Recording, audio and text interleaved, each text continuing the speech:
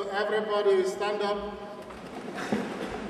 We are going to pray for our two brothers here, and you are going to participate in praying for them, that the Holy Spirit will come upon them and help them to preach that word of God to all of you. Okay?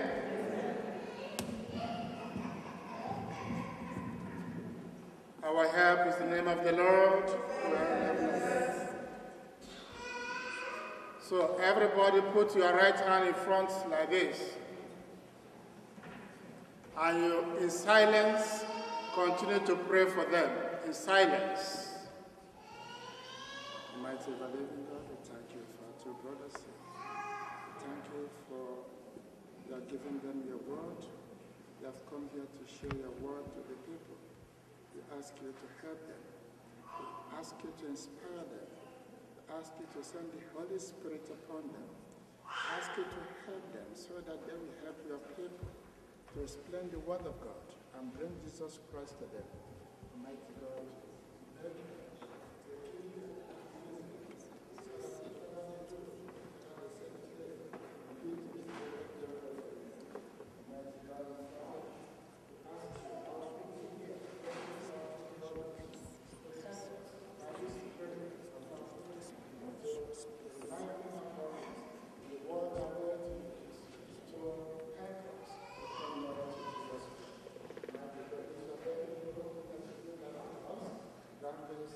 Au nom du Père, et du Fils, et du Saint-Esprit. Amen. Louons le Seigneur. Alléluia. Louons le Seigneur. Alléluia.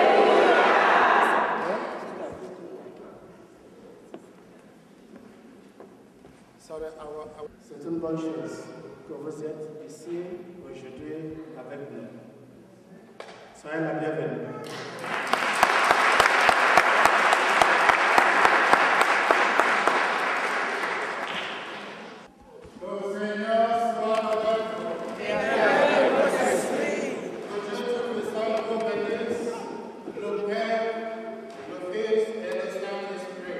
Amen.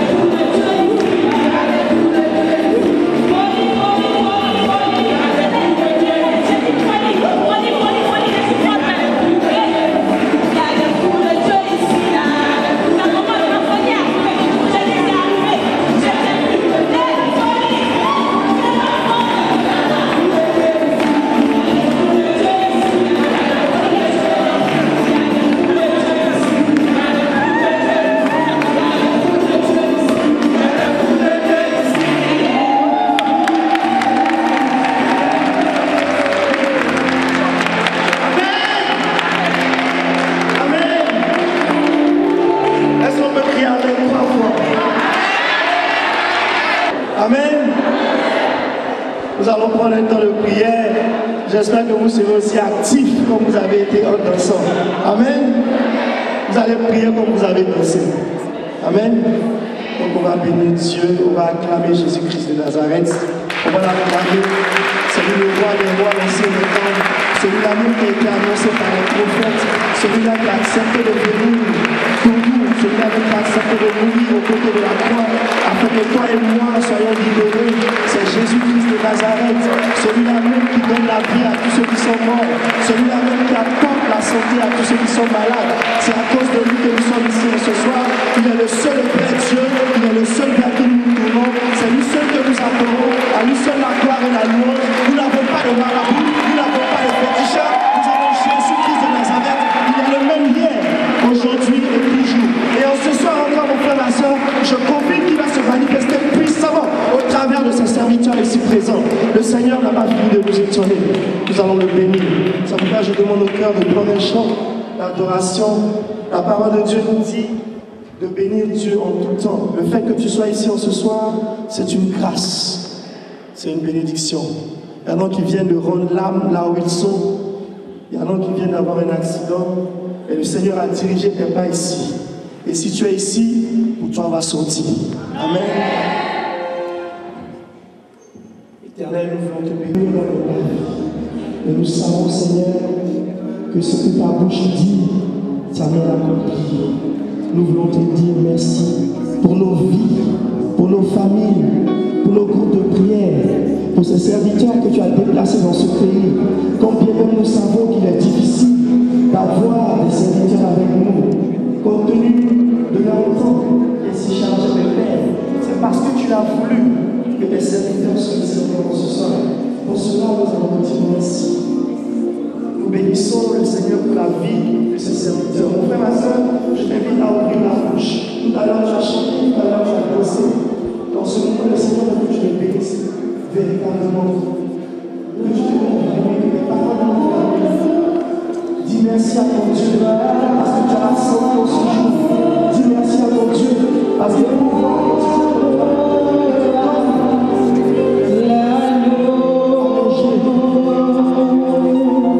il remplit ton grenier. Toute occasion, il le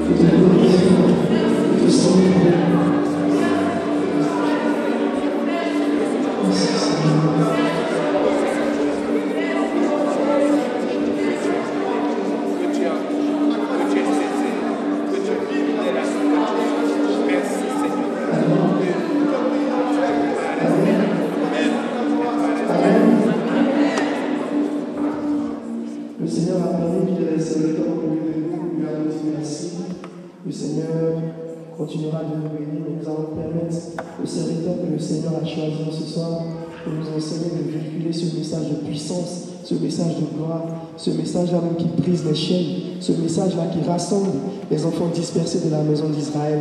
Je vais appeler ici le berger Théophile, qui est le fils spirituel de notre frère Mathias Marie, qui n'est plus à présenter. Si vous le constatez bien, ils sont toujours ensemble, ils vont partout ensemble. Et c'est une marque de fidélité, c'est une marque d'obéissance qui représente la chrétienté. Amen. Nous allons permettre aux serviteurs de Dieu de s'exprimer sur la conversion et le salut des âmes.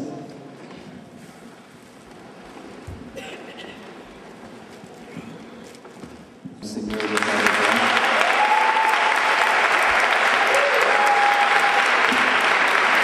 car Dieu a tant aimé le monde qu'il a donné son Fils unique, afin que quiconque croit en lui ne périsse point, mais qu'il ait la vie éternelle. Parole du Seigneur notre Dieu. Nous allons prier encore, frères et sœurs, nous pouvons rester assis. Je t'invite à parler au Seigneur du fond de ton cœur, en demandant au Saint-Esprit de venir toucher ta vie ce soir.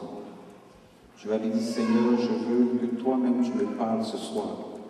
Tu peux parler au Seigneur maintenant, s'il te plaît.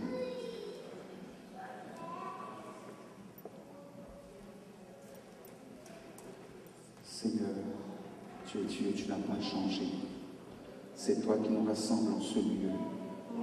C'est toi, ô Jésus, qui permet que nous soyons là. Ce moment t'appartient, ce moment est le tien. C'est pour toi, c'est pour toi que nous sommes rassemblés en ce lieu. Et nous voulons recevoir de toi. Seigneur, il est dit que la révélation de tes paroles est claire, elle donne de l'intelligence au sein. Seigneur, ce soir, nous remettons ce moment entre tes mains, sous ta direction. Que ton esprit vienne parler à chacun de nos cœurs. Seigneur, que nos cœurs soient visités par ta parole. Que quelque chose se passe dans nos vies. Seigneur, que nos vies soient touchées par la puissance de ta parole. Et que nos vies soient transformées. Au nom de Jésus. Amen. Amen. Alléluia. Alléluia. Voyez, si j'insiste, c'est parce que ton Amen ne me convainc pas jusque-là. J'ai dit Alléluia. Amen. Je veux que tu me rassures un peu par un sourire. Parce que tu es trop sérieux. Et quand les gens sont trop sérieux, ça peut inquiéter. Dis Amen. Donc touche ton voisin, dis souris un peu. Dis-lui, sois naturel. Dis-lui, sois naturel. Dis-lui, ne sois pas trop crispé. Amen. La parole de Dieu dit que la présence du Saint-Esprit, c'est la joie et la paix. Amen. Donc quand je te vois sourire, c'est un signe de joie. Alors ça me rassure. Amen. Amen, amen. Amen. Je veux que tu sois détendu. Amen. Ce soir, Dieu va te faire du bien. Le passage que nous venons de lire, tiré de l'entretien de Jésus avec Nicodème. La Bible dit que Dieu a aimé le monde. Mais la Bible précise, Dieu a tellement aimé le monde. Dieu a aimé le monde d'une manière extraordinaire. D'une manière que lui seul pouvait expérimenter. Dieu t'a aimé, Dieu m'a aimé. Et lorsque la parole de Dieu dit que Dieu a tant aimé le monde, il faut bien comprendre ce qu'elle veut nous faire comprendre. Le monde dont parle la parole de Dieu, il ne s'agit pas des chrétiens. Lorsque la parole de Dieu parle du monde, il s'agit de l'humanité sans Dieu. Et la Bible dit que Dieu a aimé cette humanité qui ne le connaissait pas. Dieu a aimé cette humanité qui peut-être le rejetait. Et lorsqu'elle dit Dieu a aimé le monde, Il ne s'agit pas du monde à une époque donnée. Il s'agit du monde jusqu'à notre époque aujourd'hui. Lorsque la Bible dit que Dieu a aimé le monde, il s'agit de ce monde qui a même rejeté Dieu et qui veut éjecter Dieu de sa vie. Parce que vous le savez plus que moi, frères et sœurs, les temps dans lesquels nous sommes sont mauvais. Parce que les hommes aujourd'hui essaient par tous les moyens de rejeter Dieu, d'expulser Dieu de leur réalité. Je regarde souvent la télé, je vois des fois des documentaires, des reportages où des gens ont échappé à des catastrophes. Et lorsque ces personnes s'expriment, elles disent toujours « j'ai eu de la chance, j'ai eu de la chance, j'ai eu de la chance ».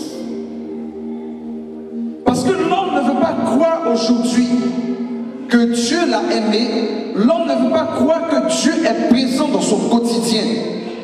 Mais la parole de Dieu dit que c'est ce monde-là que Dieu a aimé. Ce monde qui le méprisait, ce monde qu'il a rejeté, ce monde qu'il a crucifié. La Bible dit que c'est ce monde-là que Dieu a aimé. Et il a tellement aimé ce monde qui le rejetait, tellement aimé ce monde qui s'éloignait de lui, qu'il l'a prouvé par un acte. La Bible dit parce qu'il a aimé ce monde, il a donné son Fils unique, afin que quiconque croit en lui ne périsse point, mais qu'il ait la vie éternelle. Lorsque la Bible dit quiconque, Dieu nous fait comprendre une chose. On peut remplacer quiconque par n'importe qui. Il a donné sa vie afin que, quelle que soit la personne que tu es, quelle que soit la vie que tu mènes, si tu crois en lui, tu peux obtenir la vie éternelle. Mais la question que je me pose, c'est de savoir, est-ce que ce monde lui-même croit que Dieu lui a donné la chance d'avoir la vie éternelle? Est-ce que ce monde est conscient de ce que Dieu est en train de préparer ou de ce que Dieu a déjà préparé pour lui? Il dit, afin que quiconque croit en lui ne périsse point. Mais pourquoi il dit cela, frères et sœurs? Il faut comprendre une vérité qui est importante. Le monde dans lequel nous sommes est le monde comme au temps de Noé. La Bible dit qu'en ce temps-là, les hommes s'éloignaient de Dieu. Ils faisaient toutes sortes d'abominations et Dieu va parler à Noé pour lui dire de faire une arche. Noé, à son époque, va faire savoir au monde que le monde dans lequel ils sont va être détruit. Mais personne ne va écouter Noé. Noé va crier partout, personne ne va l'écouter. Et va entrer dans sa famille, dans cette arche, pour échapper au déluge. Autrement dit, à l'époque de Noé, au moment du déluge, le monde de l'époque était condamné. Le monde de l'époque était sous une condamnation. Et Dieu voulait faire échapper les hommes de cette époque à cette condamnation. Mais ils n'ont pas saisi le message de Noé. Alors Noé a été sauvé avec sa famille. Ce qu'il faut comprendre, frères et sœurs, c'est que si Dieu dit afin que quiconque croit en lui ne périsse point, c'est parce qu'en réalité, tous les hommes sont exposés à la condamnation. Croyez-vous, frères et sœurs, que le monde tel qu'il est aujourd'hui correspond à la volonté de Dieu? Cette époque où tout ce qui est normal, c'est ce qui est abominable. Cette époque où nous acceptons l'inimaginable comme étant normal. Cette époque où nous célébrons l'iniquité au rang de solennité. Frères et sœurs, la parole de Dieu dit que ce monde-là est sous la domination du malin. Et ce monde-là est déjà condamné. Et Dieu veut nous faire échapper à cette condamnation. Mais malheureusement, beaucoup d'hommes n'ont pas conscience de cela. Et même des chrétiens qui sont présents dans la maison de Dieu ne sont pas conscients de cela. Certains jouent encore avec leur salut. Et pourtant la parole de Dieu dit, on verra de nouveau la différence entre le juste et l'injuste, entre celui qui sert Dieu et celui qui ne le sert pas. Pourquoi? Parce que frères et sœurs, on peut être dans la maison de Dieu. Vous voyez, la Bible dit entre le juste et le méchant, et ensuite entre celui qui sert Dieu et celui qui ne le sert pas. Entre le juste et le méchant, ça veut dire que Dieu fait une séparation entre ceux qui ont accepté Jésus et ceux qui ne l'ont pas accepté. Mais deuxièmement, il dit entre ceux qui servent Dieu et ceux qui ne le servent pas. Autrement dit, il y a beaucoup qui prétendent servir le Seigneur, ou plutôt être chrétien, marcher avec Dieu. Mais Dieu dit parmi ceux-là, il fera la différence entre ceux qui le servent en réalité et ceux qui ne le servent pas. Et il dit dans sa parole, l'heure vient, et elle est là, cette heure-là c'est maintenant, où les vrais adorateurs adoreront le Père en esprit et en vérité. Ça veut dire, frères et sœurs, qu'il y a des adorateurs. Mais parmi les adorateurs, il y en a de vrais. Et s'il y a des vrais, c'est qu'il y a des faux. La question que je veux poser ce soir, c'est de savoir, est-ce que nous sommes de vrais adorateurs de Dieu? Parce que, frères et sœurs, la question du salut, ce n'est pas la question d'appartenance à une église. La question du salut, ce n'est pas le fait de savoir si je viens ou non à la messe les dimanches. La question du salut, ce n'est pas de savoir est-ce que je suis dans un groupe de la paroisse. Comme le Père disait tout à l'heure, c'est de savoir au quotidien. Ce n'est pas le dimanche que tu es chrétien. Quand tu passes dans la rue, ta vie de tous les jours doit témoigner en vérité de ce que tu es. Est-ce que nous avons donné notre vie à Dieu? Frères et sœurs, je le disais pendant notre tournée, à l'époque où nous sommes, des gens meurent à cause de leur appartenance à Jésus. On vient, on attrape des personnes, on leur dit réunis Jésus ou tu meurs. Ils ne réunissent pas Jésus. Et ils meurent pour cela. Mais nous qui sommes en paix, qui sommes dans des lieux où nous ne sommes pas confrontés à ces situations, un petit péché de fornication, d'adultère vient, il nous dit, réunis Jésus en me pratiquant. Et on réunit Jésus en pratiquant de telles abominations. Est-ce que, frères et sœurs, nous pouvons dire en réalité que notre vie appartient à Dieu? Jésus ne cherche pas les suiveurs. Vous vous souvenez dans la parole de Dieu, un jour, alors que Jésus a parlé de sa mort et de sa résurrection, et il a dit, il faut que vous mangiez mon corps. Certains ont dit, sur cette question, une autre fois on va t'écouter. Tu as bien commencé, mais là tu commences à compliquer les choses. Ils se sont levés, ils sont partis. Quelle question Jésus a posée? Jésus a dit aux autres, et vous ne partez pas aussi? Et Pierre a dit, Seigneur, tu as les paroles, à qui irions-nous? Tu as les paroles de la vie éternelle.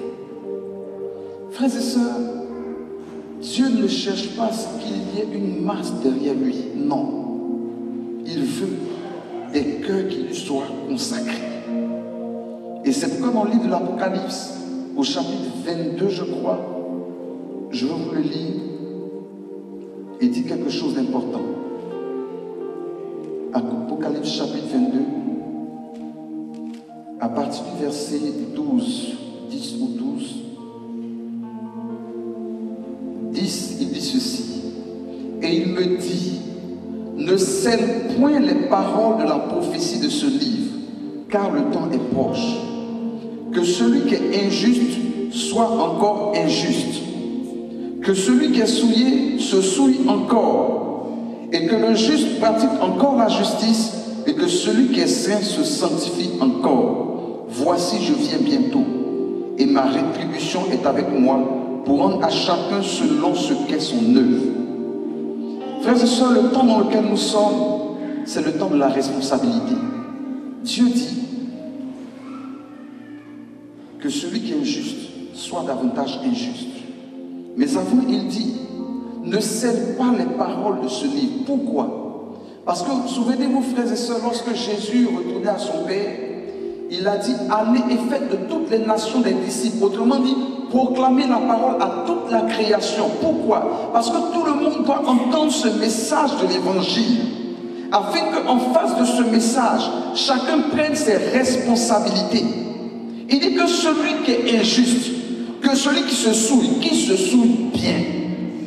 C'est-à-dire qu'il assume ce qu'il fait, qu'il aille jusqu'au bout. Et le monde aujourd'hui, frères et sœurs, le monde dans lequel nous sommes, les gens s'affermissent dans l'abomination. Aujourd'hui, les œuvres des ténèbres ne se cachent plus. La sorcellerie ne se cache plus. L'occultisme ne se cache plus. La prostitution ne se cache plus. L'homosexualité, rien de tout cela ne se cache. Il dit que celui qui est injuste soit davantage injuste. Que celui qui se souille bien. Mais celui qui veut pratiquer la justice, qu'il soit davantage juste. Celui qui se sanctifie, qu'il fasse des efforts dans la sanctification. Frères et sœurs, alors que le monde assume son choix, nous les chrétiens, des fois nous n'assumons pas notre choix. Au lieu de rechercher notre sanctification, nous virons vers le monde. Frères et sœurs, c'est le temps de la responsabilité. C'est le temps où chacun doit décider quelque chose pour sa vie. Parce que, frères et sœurs, la question du salut, ce n'est pas un jeu. Frères et sœurs, la récompense que Dieu veut pour nous, c'est qu'il puisse nous dire à chacun de nous, bon et fidèle serviteur, entre dans la joie de ton maître. Il ne veut pas autre chose pour toi. C'est pourquoi, dès ce moment, dès cet instant, à partir de maintenant, tu dois prendre une décision pour ta vie. Tu dois te dire, le salut que Dieu me propose, je n'aurai peut-être pas une deuxième occasion, parce que l'heure du salut, c'est maintenant. Le moment favorable, c'est maintenant. Frère, les œuvres de la chair ne servent à rien. La vie de péché ne sert à rien. L'homme est malheureux loin de Dieu, quel que soit ce que le péché veut te faire croire. Peut-être que lorsque tu vis dans le péché, tu en tires un plaisir, c'est sûr, il y a un plaisir. Mais ce plaisir est éphémère. Parce qu'après ce plaisir, il y a un goût amer. Mais Dieu te réserve un bonheur éternel. Et ce soir, il veut que tu le choisisses. Il veut que tu prennes une décision pour ça, pour ta vie. Il veut que tu renonces à quelque chose. Je ne sais pas ta vie. Je ne connais pas ta vie et je ne veux pas la connaître parce que Dieu connaît ta vie. Dieu te parle ce soir. Il veut que tu renonces à quelque chose qui t'éloigne de lui. Il veut que tu prennes une décision pour ton avenir. Parce que, frères et sœurs, nous faisons beaucoup d'efforts pour assurer notre avenir sur cette terre. Mais est-ce que nous faisons autant d'efforts pour assurer notre place dans le royaume de Dieu? Et c'est la place qui est éternelle, cette place sur la terre.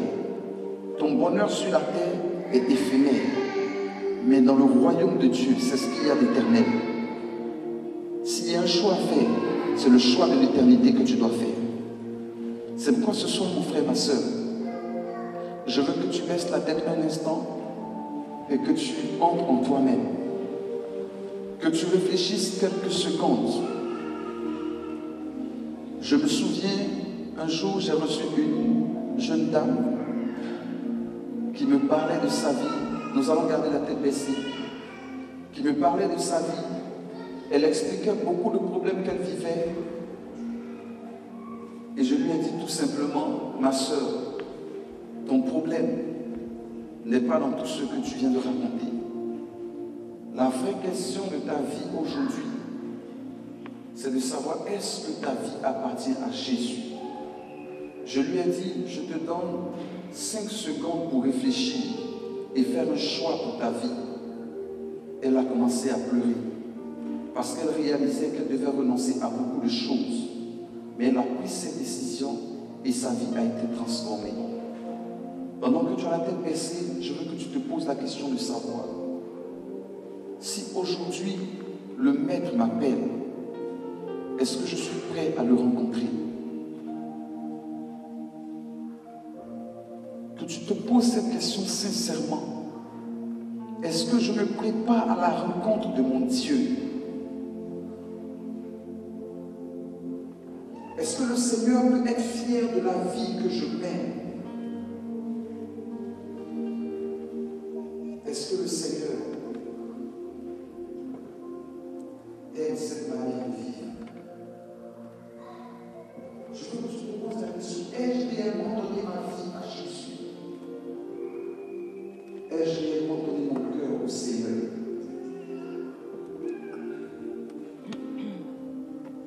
Et si tu as la réponse au fond de toi et que tu réalises que tu as une décision à prendre ce soir, que tu as besoin de lui donner ta vie, de lui donner ton cœur, tu as besoin de renoncer à quelque chose de ta vie pour que ta vie soit renouvelée, je veux t'inviter à te tenir debout et à avancer. Je parle de celui-là qui veut donner sa vie au Seigneur. Je parle de celui-là qui veut renoncer à une vie qui ne glorifie pas le Seigneur pour marcher de nouveau avec Dieu. Si tu veux faire ce pas, je t'invite à te tenir debout et à bien vouloir avancer afin que nous prions le Seigneur pour qu'il renouvelle ta vie.